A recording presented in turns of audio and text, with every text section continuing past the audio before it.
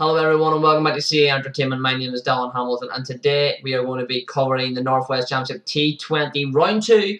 We covered Fox Lodge versus St Johnstone in Round 1 where Fox Lodge got up to that win in the nail biter by 9 runs, and today they played Burndennett. This game took place the day after the Saturday after that game against St Johnstone. It's going to be Aaron Haywood and Cooney Nail, who was a professional, opening the bat, and Jason Milligan unavailable, and Brian Allen also unavailable for this game as well.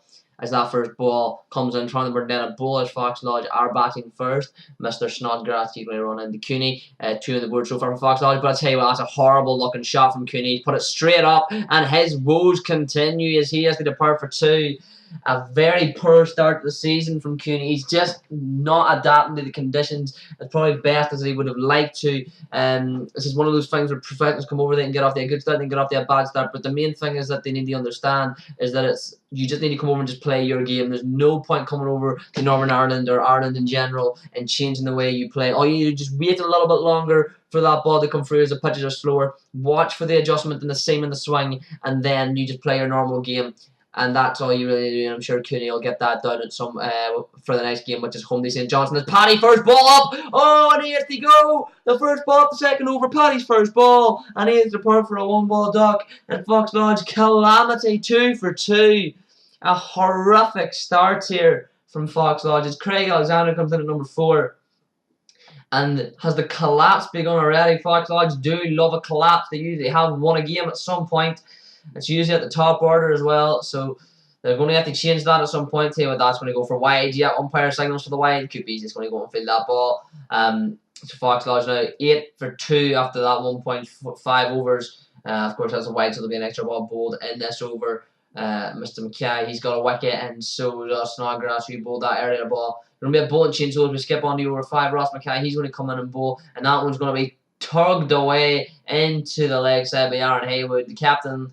Skipper, fantastic. He gets 4 for that. Put a pull out after the St Johnstone game about how long you guys want these videos to last. They were on Facebook, Twitter, and Instagram, and you guys said about 10 minutes to the 20-minute mark. So when he capped the videos at 20 minutes, as we see Aaron pulls that one, sort of hooks it even, into the leg side and gets 4 for it.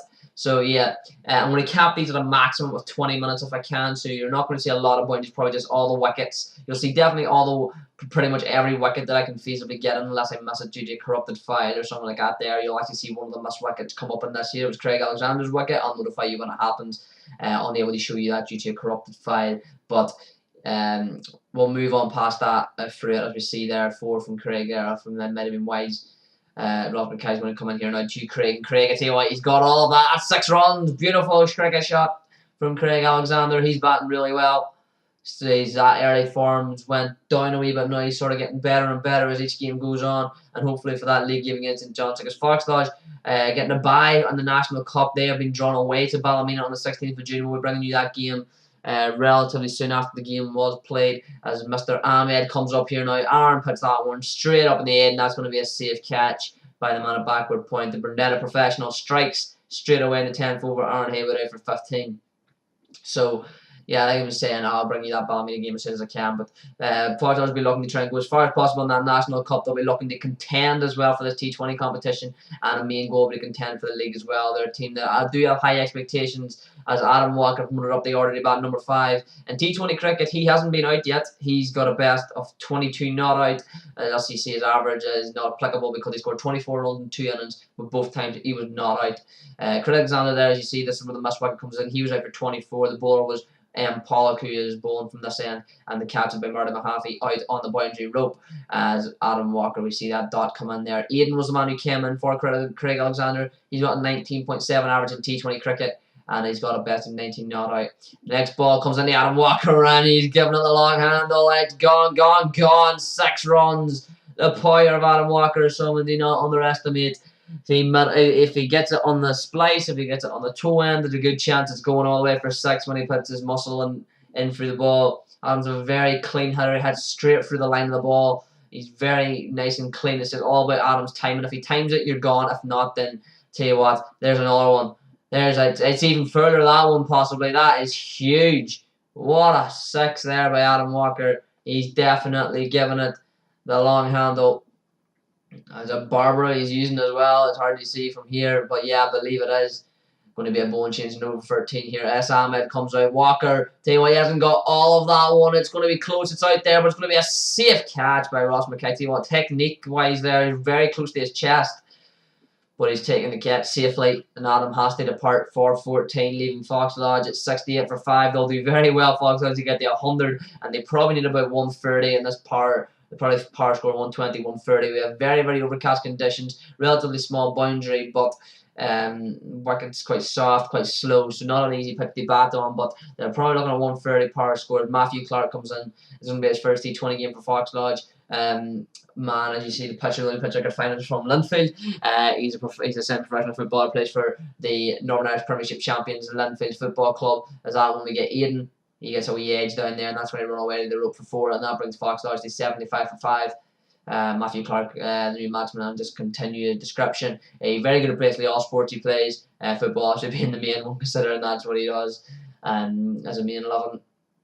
But with football season over, he's eligible to play for the Foxes. And this one comes in for AIDAN, and he just chips it straight back to C. Pollock, and he has to depart. AIDAN, his mum's a big Burndennett lady. She plays with Burndennett ladies. I think she played with her men's team as well back in her heyday. She was one of the best Irish cricketers you'll see come about. So it's like coming to sort of a second home here. AIDAN just loves down the street as well. So he has to depart for 10 runs as the new batsman, ALASTAIR DOHERTY. And he's played in 2 T20 matches, but he's yet to bat. So this will be his first innings in a T20 game for the Fox Lodge senior team, as Fox Lodge are 83 for 6, 84 for 6 now as Ahmed comes in. He's going to be going to Ali. I tell you what, he's picked that one up well, but that's a safe catch out in the deep by Martin Mahaffey. Another good catch, actually. It was coming pretty low, and Ali seemed to have got it, but it died down pretty quick. And it's a good catch from Marty out in the deep, and Ali has to depart for 1. So one of his first innings, he continues his relatively poor batting start to the season as Jamie McIntyre comes in. An average of 14, a best of 17. The one thing you'll definitely notice throughout all Fox Lodge's batting lineup is that they've got quite an abysmal strike rate for T20 cricketers, whenever basically everyone should be looking to score over 100 strike rate. And I think there might be 1 or 2 that actually have that. But that's a great shot down the ground. And Noah looks like the man's came round and he takes the catch. And this is calamitous. Matthew Clark's out for 8. And it's another wicket for C. Paul. S. McKay takes a catch out there. Looked like it was going for 6 to begin with, but it sort of died in the air again. And Fox Lodge are at 87 for 8, and they'll be looking to get the 100 at this point, Fox Lodge, as Lee Finlay comes in. He's going to be... we have relatively poor strike rate of 55.6, but I don't think that reflects Kupi at all, really. He's a man who likes to hit the ball, he likes to score, he likes to be positive here. C. Pollock, he's going to come in, he's going to be going to Jamie here. Fox Lodge 89 for 8. That one's flicked off by Jamie, and that's going to go away down to 4 at backward square leg square area. So Fox Lodge 93 for 8 here at the moment. Again, I say they're going to be still very lucky to get the 100 at this point. There's no way they're going to defend this score at the point. They'll take one of the most miracle chases you'll see. Mr. Pollock comes in here now, and Jamie tries to get runs very quickly, but he just chips it straight up, and it's the wrong man too. You don't want to click on a pro, they don't draw catches. And Mr. Pollock has his 3rd wicket off the day. Jamie has to depart for 6, and a Fox Lodge 63 for 9. This has been a horrific batting performance, although in tough conditions, it's still a poor batting performance. As Adam Boyd comes in, he hasn't been dismissed yet in T20 cricket, although he's only had the 1 innings and he's got 4 not out. Mr. Pollock's going to come in here now. It's going to be to Kupi. Kupi sort of moves that one away down to the man there just directly behind the keeper. And oh, is the umpire giving him there? The umpire's giving that as out. Looks like there's a conversation going on here as to why the umpire's giving that as out, because Kupi's definitely had that. He's definitely had that. But that's it. They're coming off the field. That's a wicket. Mr. Pollock gets his 4th wicket. Well, the umpire had a better view than we did, obviously. So, and review the Fox Lodge batting, it's a very poor performance in 93 for 10 after the 18 overs that were bowled. The 12x as well just confirms how bad of a batting performance it really was. The pick of your batsman was Craig Alexander, who got 24. Cooney, per start of the season, we only 2. We expect a lot more from a professional, but he just needs to take that weight and that burden off his shoulders and just go out and just play and just play his own brand of cricket. There's no need to be pressured on him. He just needs to go out and just do what he needs to do at this moment. And you obviously are in 15, the next best after Craig. So in the response in this chase, it'll be very interesting to see how quickly Burndennett chase it down. And if Fox Lodge can do this, because it's very unlikely, it's probably not going to happen, but how many wickets can Fox Lodge take and how many can they do in total? If it's going to be Adam Walker opening the bowling here, he's going to start off with a wide, so that's not the start they want. They're going to get runs there as well off it. So they're going to get 2 runs there, one for the wide and one for the run they took. So the Burndennett pro as well, Ahmed. Burndennett played a game directly before this Fox Lodge game in the same day against St Johnstone, and they got a big one where their pro scored 136 off 60-something balls. So he's a big danger man, and you can see why as Adam's first ball to him just gets absolutely demolished to the rope for 4 runs. Great positive cricket by the overseas man there for Burndennett.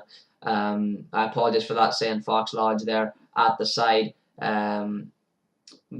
That should be changed relatively soon. So we'll now have Mr.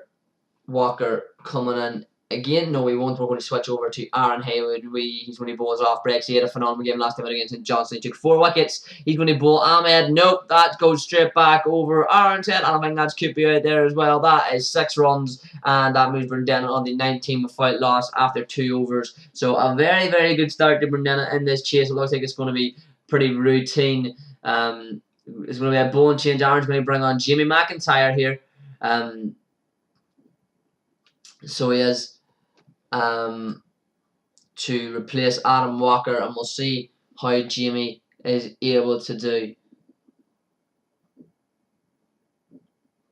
So Jamie gets pulled away for 4 there. Or is it going to be 4 of the man out there chasing it? But no, yeah, it's going to be 4 runs. Umpire signals. Just giving you Jamie stats there. He's bowled 0 maidens, 2 wickets, 16.5 average, 6.6 economy, and 2 for 22 is his best in T20 cricket. So he's a very useful T20 bowler here, Jimmy McIntyre. He'll be looking to get this first wicket for Fox Lodge because, you know, 1 brings a couple, and then it gives Fox Lodge some sort of hope of getting some. And there it is! It's very well bowled by Jimmy McIntyre. Keeps a nice tight line and bowls the batsman out. Mark Pollock has to go back to the pavilion. And that leaves Burndennett at 24 for 1. Like I said, Mark Pollock out for 6. Bowled Jimmy McIntyre. It's a very good delivery from Jimmy McIntyre there. Just a wee bit of seam off the pitch as well. Very, very useful.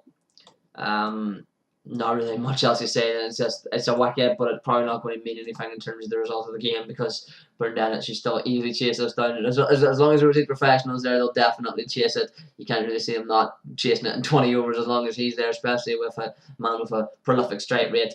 As Aaron comes in here to bowl, and that one's going to be somehow. He's got that free cover in for 4. He's trying to hit that on the leg side, and somehow that's went through cover for 4. That's a phenomenal shot. Right? He's just been really lucky there. I don't know really which one to believe. But, yeah, great bit of batting there from Salman Ahmed. Aaron's really running again here. He's been dispatched. It looked like a decent ball, but it just didn't turn. And Ahmed just dispatches him a long, long, long way back. It's probably well over 85, 90 metres. So a phenomenal bit of bowling. A phenomenal bit of batting there from the overseas man by for Burndennett. Aaron's going to have to get a good comeback here. Tell you what, that's, he tried the exact same shot, but that time in that turn, he stepped it straight to Jimmy McIntyre, and Jimmy's got a catch and a wicket now, and the danger man for Burndennett goes out for 25. Bowler Aaron Haywood, he gets his first. That's 5 wickets in 2 games in this T20 competition. Burndennett 35 for 2 as it stands. Still should relatively easy get this. Only 59 runs. So yeah, still a relatively easy chase down here as Aaron runs in here. Oh, and he's got another. There's number 6 in 2 games. Mark Dock has to go for 5. Aaron Haywood whacking all on this time, clean bowled. And as he departs, that leaves Burndennett 39 for 3. Fox Lodge with a little bit of hope now with 3 wickets down. It's a very good power play for Fox Lodge, in fact, actually. Marty Mahaffey comes in. It's going to be Jimmy McIntyre to bowl. We're now outside the power play, so more men can be out on the boundary rope. That one's straight down. This could be a catch for Adam Walker. He goes for one hand. Oh, he should be raging there, Adam Walker. That's a 2-handed catch. If you just use proper technique and went with the two hands, what could have been 47 for 4? That would have been nice. That would have been really, really nice. But it's not to be. Hopefully it won't cost Fox Lodge too much. As Jimmy runs in there, it's not a bad ball. It's just a great shot. It's going to go for 4 as well. Don't forget as well with that dropped catch, that actually went over the rope for 6 as well. So they would have got 6 for that, and they would have got 4 there as well. So 10 off 2 deliveries in this over. And there's a dot in there as well, hence why there's 3 balls gone in this 7th. Jimmy needs a good comeback here now. He does need to get this wicket. This wicket needs to go quite soon because he should have been out with that dropped catch by Adam Walker. Oh, he's chipped that one straight over the top. Can I get running enough to get the catch? No, it's going to have a couple of bounces. Watch yourself, Ali. Don't go over the wall. It's 4 more. And that is calamitous. 14 runs in the matter of 3 out of the 4 balls this over. There's been 14 runs scored. So it's not actually a bad over from Jimmy McIntyre, to be fair. He hasn't bowled really a bad ball. He should have had a wicket in it, and the other 2 were really just great cricket shots from the batsman as Burndennett move on to 57 for 3, for 4, I believe. But Jimmy gets him. He comes down the track, trying to get this over in a hurry. It's going to be the 4th wicket down as Marty Mahaffey has to go for 17. And he only should have been getting 3 runs in total, to be honest. But the dropped catch could be very costly here. It's probably not going to be because, again, they're only chasing 93. But Jimmy McIntyre gets his 2nd wicket off the day. He stopped padding out here along with Aaron Haywood. Burndennett are now 60 for 4 as we move on. It's going to be Aaron bowling. It's going to be Mr. A.AIDAN, and he's chipped out. He's had it straight out. That's the longest boundary out there. Cooney takes the catch. Didn't look completely safe to begin with. It looks like he didn't see it in the overcast conditions, but he does take the catch, and that's the main thing. And Aaron picks up his 3rd off the day, and can you believe that? That's 7 wickets in 2 games. This is really, really good bowling from Aaron Haywood. He is a very good T20 bowler. He's one of the best in the whole of the Northwest in terms of bowling in T20 competitions. As A.AIDAN has to go, and Fox and Burndennett are 5 down, 60 for 5 at the moment. But that one's smacked straight back down the ground by Ross McKay. I believe they're going to get 6 for as well. So that's the end of the 8th over, and Aaron Haywood will be bowled out now. So his spell was a very good spell, getting the 3 wickets. And the 9th over, I think this will be Jamie's last over as well, as Burndennett are 66 for 5. Jamie comes in here now. Oh, and he gets another wicket. It's a very good piece of bowling. Forces him to play a power shot, chop on, and Jimmy gets his 3rd as well. They match Aaron, and S. McKay has to go for a duck. And Burndennett now 66 for 6, and Fox Lodge have a real bit of hope here now because they need 4 wickets for Burndennett to get just under 30 runs, and that is more than possible here if they can get Mr. McKay, because McKay is the main man at the moment. Used to play with Ireland on the race squads as they bring Adam Walker back on to try and get them this wicket. But as we move on all the way to the 14th over for the purpose of getting these highlights, the under 20 minutes, we see Burndennett do get the win as they move on. The 97 for 6 as the scores were tied. So after 13.4 overs, Burndennett are your victors in this game. Fox put up a very good fight there to actually take the 6 wickets they did. Jim McIntyre and Aaron Haywood both phenomenally well. But unfortunately, Burndennett will take the 2 points in this Northwest Championship. There's your Fox Lodge bowling highlights. Adam Walker bowled 1.3 overs. No one took a maiden today. Walker didn't take any wickets, which is quite a surprise because he usually at least gets 1 usually. He went for 15 runs and an economy of 10. Aaron Haywood 4 overs, 0 maidens. That 3 wickets for 31 and 7 point economy is actually not a bad spell. And then Jamie has 4 overs, 0 wickets, 3 wickets for 24 and an economy of 6 was very good indeed. And the rest of the boys are there if you wish to pause. So there we go. Fox Lodge after 18 overs put up 93 runs. Their best batsman was Craig Alexander for 24, and the best Burndennett bowler was Conan Pollock 4 for 19. Burndennett after 13.4 overs chased it down 97 for 6. Their best batsman S. Ahmed for 25. Fox Lodge's best bowler Jimmy McIntyre 3 for 24 off his 4. Like I said, Burndennett won by 4 wickets. I've been Dylan from C.A.R Entertainment, and I'll see you next time.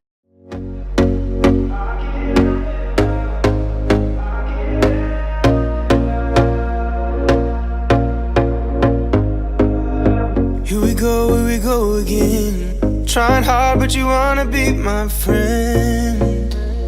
Ain't no place to hide, ain't no one to run to. Here we go again. Call my bluff, I'ma be here till the end. I'm the one you ride to. If you